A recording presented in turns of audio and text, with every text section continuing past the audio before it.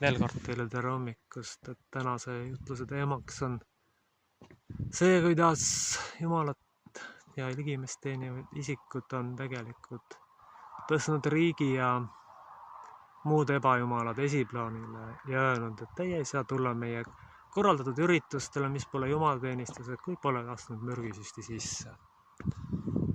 Minu arvamus tegelikult selliste inimeste kohta on see, et nad on ebajumala teenrid ja sellistega on mul raske suhestuda. Selle tõttu ma loen tänaseks kirjakohaks Luuka evangeeliumi 11. peatükis salmid 37-44. Jeesuse rääkimise aegu palus keegi variser teda enese juurde lõunale. Jeesus läks sisse ja istus maha.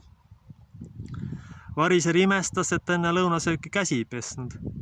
Aga issand ütles talle, teie variserid puhastate nüüd karika ja vaagna küll väljastpoolt. Teie sisemus on aga täis rüstet ja kurjust. Te mõistmatud, eks see, kes on teinud välispidise, ole teinud ka seespidise. Ent andke sees olev halastushanniks ja vaata, siis on teile kõik puhas. Kuid häda teile variserid, et te maksate kümnist, mündist ja ruudust ja igast aedviljast, aga lähete mööda kohusest ja Jumala armastusest. Neid asju tuleb teha, kuid teisi ei tohi jätta hooletusse. Häda teile variserid, et armastate esimese istmeid sünagoogides ja teretamisi turgudel.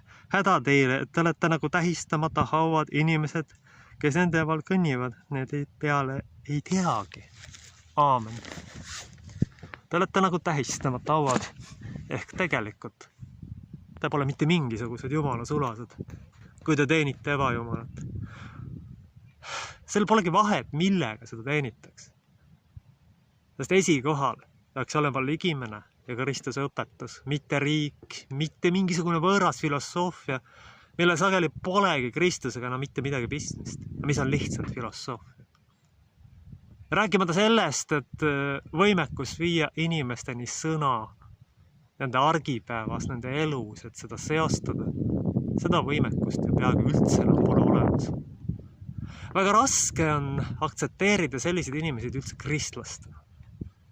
Väga palju on neist käsuseaduslikku halastamatus, kui te kipute teistmoodi mõtlema, siis kiputakse teile irvitama ja teid välja viskama, esialgu küll mentaalses mõttes. Kui ikkagi pastor ütleb kantslist ära, et kui te pole vaktsineeritud ja irvitab teie üle, siis ta tegelikult ei vääri pastori nime. Sest pastor ei saa minna kaasa ühiskondlike voorudega.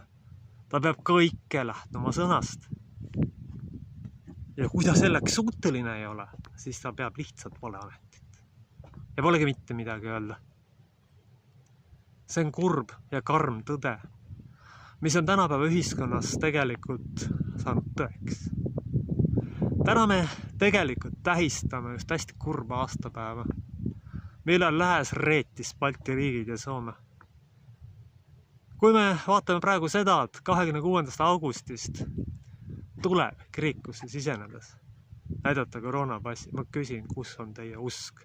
Kas teil on tähtsam siis riigi ja valitsusele truudus kui ligimese ja koguduse tegelik heaolu? Igaüks teeb ju siin oma valikud ise. Ja kui te pole veel väga hästi mõistnud, siis tegelikult Jumal kaitseb niikuinii palveväega ka selle kurja haiguse eest. Ja juhtu teiega mitte midagi, aga teil pole lihtsalt piisavalt usku Jumalasse. Selles on see probleem. Pole usku ja võimekust mõista, et kõigepealt on Jumal ja siis alles kõik muu. Kõik muu tuleb tahaplaanile lükata. Ei saa teenida kahte Jumalat, ei saa teenida meditsiini ja Kristust, ei saa teenida riiki ja Kristust. See ei ole võimalik lihtsalt. Selle lihtsa tõe on ajaloos ja ka nüüd praeguse antud juhul peavool lihtsalt ära unustanud. Ja nüüd ei olegi lõpuks muud valikut, et tuleb need, kes seda pole unustanud, hakata asja omal viisile ajama. Hakata käima seal, kus seda ei nõuta. Sest ei ole enam teist valikut jäetud. Ma olen piisavalt kannatlik ja pika meelega olnud, et lootuses, et lõpuks taibatakse või et lõpuks nagu midagi muutub. Aga tundub, et ega ei muutu küll. Võimetus, jõuetus, tahtmatus ja oskamatus on need märksõnad, mis praegu siit välja tulevad. küsiksin ametliku peavoolu käest. Teil on olnud 30 aastat aega üles ehitada ja te pole sellega tegelikult üldse hakkama saanud. Pigem olete inimesed eemale lükanud oma oskamatuse käpardlikkusega, oma vale ja mööda personalipoliitika. On teatud ametid, mille peale sünnitakse. Ja siis saab ainult tehnilisi tahendeid juurde anda. Ei saa iialgi töölisest teha pastorit, see ei ole võimalik lihtsalt. Aga kui töölised juhtuvad õnnetuseks pastoriteks saama, siis nad keeravad kiriku nässu lihtsalt ja peletavad kogudused minema.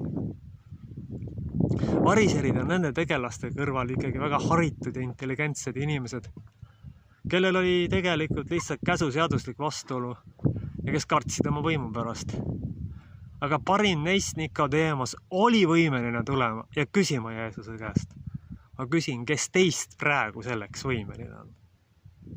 Minema, küsima, mis päriselt toimub. Võib-olla keegi tõesti leidub ja ma arvan, et neid ongi nende hulgas olemas täiesti, kes küsivad, mis toimub ja kes julgevad vastu astuda, aga neid on väga suur vähemus. Enamus läheb ikkagi kahjuks selle peavooluga kaasa, mis on kurb tegelikult. Kallid jumalased teenijad, kui te tõesti ei taha kaotada oma viimaseid jüngreid, siis palun ärge minge sellega kaasa. Sest sellel on ettearvamatud ja ohtlikud tagajärjed. Varsti hakatakse võtma ära veel rohkem õigusi. Ja kui nüüd päris ausalt tunnistada, kui vaadata nüüd kõiki ümberringi toimivad, siis ikkagi nüüd tuleb valida. Sest pole midagi parata. Armuaeg on praktiliselt möödas. Ei saa enam, nagu ma ütlesin, olla leige. Ei saa enam hoida 2 või 3 või 4 poole. Nüüd tuleb valima hakata. Nüüd ei olegi mitte midagi teha. Nüüd tuleb lihtsalt hakata valima pooli. Kas ma teenin Jumalat või ma teenin midagi muud? Selles on praegu küsimus. Mitte milleski muus enam. See on väga oluline, suur ja strateegiline küsimus, mille vastu tegelikult keegi ei saa. Variseride puhul oli ju see, et nad ei tahtnud valida Jeesust, sest nad olid 1000 aastat mugavustsoonis olnud. Ja nüüd, kui neile pakuti uut võimalust midagi teha teisiti või asju natuke teistmoodi lahti mõtestada ja põhimõtteliselt muuta paradigmat, siis nad ei olnud selleks suutelised. Ja siin oli tegemist kindlalt ühiskonna eliidi hulka kuuluvate inimestega, kelle kõrval tänapäeva jumalateenrid tegelikult kaotuvad. Traditsioon, kultuur ja nii edasi, aga ka klammerdumine ja võimetus tunnistada, et midagi uut ja paremat on. See ei ole normaalne, et Jumala sulane, kui tal on kirik tühi, kirjutab selles ajakirjanduses. See on päris ebanormaalne. See on sama hea kui umbes öelda, et ma olen autojuht ja sõidan autoga üle katuse. Näete, kui tubli mees ma olen. Tegelikult see ei ole niimoodi. See on häbiväärne lausa. See on kohutav, kui keegi niimoodi toimetab ja siis veel sellega sisuliselt kiitleb. Eriline häbematus ja lollus ja rumalus tegelikult. Seda ei saa mitte kuidagi aktsepteerida. Ja kui selline kirik ametlikult lastakse selline artikkel üldse läbi, siis pole nagu midagi parata, siis need inimesed on tegelikult lühinäkilikud ja ne ei saa aru, mis tegelikult toimub ja millest tegelikult asi on. Selline inimene tegelikult ei sobi jumalat teenida. Mitte midagi teha ei ole. Mitte midagi pole teha. Pole talenti antud ega ei saa ise endale öelda, et mul on talent ja valetada totaalselt. Ei. See ei ole võimalik lihtsalt. Enesepettus viib alati kohutavate ja ettearvamatute tagajärgedeni. Enesepettus viib lõpuks selleni, et inimene valetab kõigepealt iseendale, siis ka Jumalale ja siis ka lõpuks ligimesele. Kui ta on piisavalt osav valetaja, siis ta võib mõnda aega seda illusiooni toita. Aga nii kui leidub keegi, kes päriselt selle asja läbi hammustab, kes ütleme niimoodi, et saab ikkagi reaalselt aru, mis toimub, siis tuleb pettus välja. Inimkond pole ajaloost üht õppinud. Valejalad on alati lühemad kui tõejalad. Totaalne, ilmne, nähtav vale ikkagi väsitab kellegi ära, ikkagi saab kellegi mõõt ükskord täis ja ta ütleb selle välja. Sellega tänane rollinihkega ja alla käinud lääne tsivilisatsioon ei suuda ju kuidagi arvestada. Mitte kuidagi kohe ei suuda arvestada. Ei suuda seda mõista, et tegelikult loodusseadused kehtivad ikka. Ühiskonnaseadused ju kehtivad ikkagi. Ja kui me seda ei arvesta, siis on sellised tagajärjed, et see süsteem kukub lihtsalt kokku. Me võime ju mängida ja öelda, et ta pole kokku, aga see on haletsusväärne enesepettus. Ja sellest ei päästa mitte miski. Tõde tuleb tegelikult välja. Midagi ei ole teha. Kui ei ole antud mõistmist ja arusaamist, mida tarvis teha, siis järelikult on vaja muudatusi. Järelikult on vaja hakata teistmoodi asjadele lähemale. Ja kui seda ei suuda, siis loodus tühja kohta ei salli ja sinna pole ka jällegi midagi parata, sest ühiskonnas on omad seaduspärad. Kui üks süsteem ei tööta, tekib varem või hiljem süsteem, mis hakkab inimesi toitma. See on ka tegelikult lihtne ajalooline tõde. Aga isegi sellest tegelikult äärmisest lihtsast tõest. Jah, pole tahetud või suudetud või osatudki aru saada. Pigem võib-olla ei ole suudetud aru saada, sest selleks peaks omama võimekust näha laiemat pilti. Aga tööline ei ole ju võimeline nägema laiemat pilti, seda pole talle geneetikasse kaasa pandud. Me ei saa teha jänesest tiigrit. See on võimatu, aga ometi mida tänapäeva lääne ühiskond üritab teha. Ja arvata on, et sellel on ebameeldivad ja destruktiivsed tagajärjed. Seda ei saa mitte kuidagi aktsepteerida, sest need tagajärjed lõpuks lammutavad kogu ühiskonna ja võivad ja tõenäoliselt toovadki siia täiesti võõra kultuuri, mille kõrval praegune olukord on täiesti roosiline ja vägagi normaalne. Kas me jõuamegi lõpuks selleni, et me ei saa enam tänavatel käia? Kas me jõuamegi lõpuks selleni, et võõras rahvas võtab võimu üle? Igasugused jutud raamaturahvastes ja jutud sellest, et nad on nagu eurooplased, on lauslollus ja rumalus. Ükski rahvas ei ole ühtemoodi teisega. Isegi Euroopa kultuuriruumis on erinevused kohati päris suured. Eriti see on praeguses kriisisituatsioonis näha. Üks rahvas reageerib, teised reageerivad teisiti. Aga ilmselt on situatsioon juba praegu jõudnud nii kaugele, et ega ei saagi väga enam reageerimata jätta, sest vastasel korral tekib küsimus, et kas te olete ikka päris tuim ja rumal, et ei saa aru, mis tegelikult toimub. Tegelikult toimub ju, nagu ma olen ka korduvalt öelnud, bioloogilise relva sõda tervikuna inimkonna vastu. Terve inimkonna vastu, mitte ainult meie vastu, see on kõigi sõda. Ja praeguses situatsioonis jätta oma kogudus hätta, hakata diferentseerima mingisuguse ebajumala teenritest riigi korralduste järgi, ei ole minu jaoks mitte kuidagi aktsepteeritav. Sellist kirikut on raske kirikuna isegi võtta, kui päris aus olla. Sellepärast, et Jumal on sealt kuidagi välja visatud. Kuidagi võiks öelda, et hakkab nagu lootus ära kaduma. Aga samas õnneks on ka päris palju neid inimesi,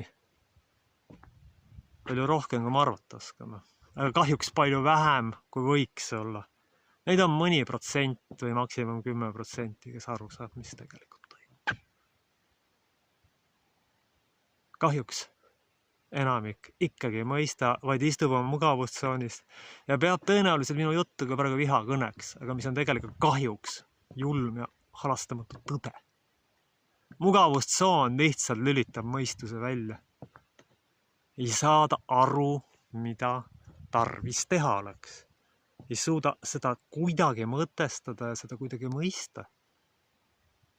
Tõde oleks vaja hakata rääkima. Oleks vaja hakata tunnistama endale, et vana elu tõesti tule enam kunagi tagasi. Mitte nagu variserid jääda vanasse kinni ja lõpuks ikkagi oma Jeruusalemmast sõna otseses mõttes ilma jääda. Mitte märgata, mis tegelikult toimub. See on kurb ja traagiline, et need asjad ongi niimoodi läinud ja ta on nii kaugele lastud minna nagu praeguseks on.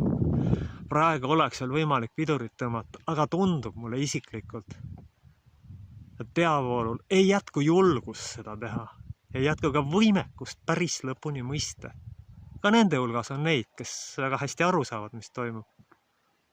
Aga enamik ei saa aru. Ja kahjuks ladvik ei saa aru, millise agenda nad teenima hakkavad ja kellega nad tegelikult koostada. Sisuliselt võib julmalt välja öelda, et lausa kurjusega. Kahjuks küll on niimoodi. Sest kui midagi tõstetakse kogudusest ja ligimisest ettepoole ja kui selleks on nüüd antud riiklik korraldused, et kuulge, te peategi ju seda tegema. No ikka ei pea küll. Te olete jumala sulased, mitte riigi teendeid. Te olete selle täielikult ära unustanud. Et kõigepealt on ikkagi jumal ja siis riik ja mitte vastupidi. Et vastasel korral ei ole lõpuks teil ka kedagi teenida ja vastasel korral jookseb kogudus lihtsalt julmalt.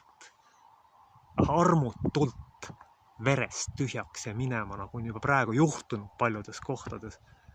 Palun võtke mõistuspäev, palun parandage meelt, sest vastasel korral pole enam ei seda kultuuri, ei seda maad, on siin võõrad. Andku issand meile tarkust ja mõistmist, et me ükskord ometi ärkaksime üles ja lõpetaksime selle pimeduses elamise ja selle ebajumala teenimise, mis igal pool ja väga paljudes paikades toimub. Issand õnnistagu tänast Baltikeit. Issand näidaku lõpuks selle rahvale valgust ja tõde. Aamen.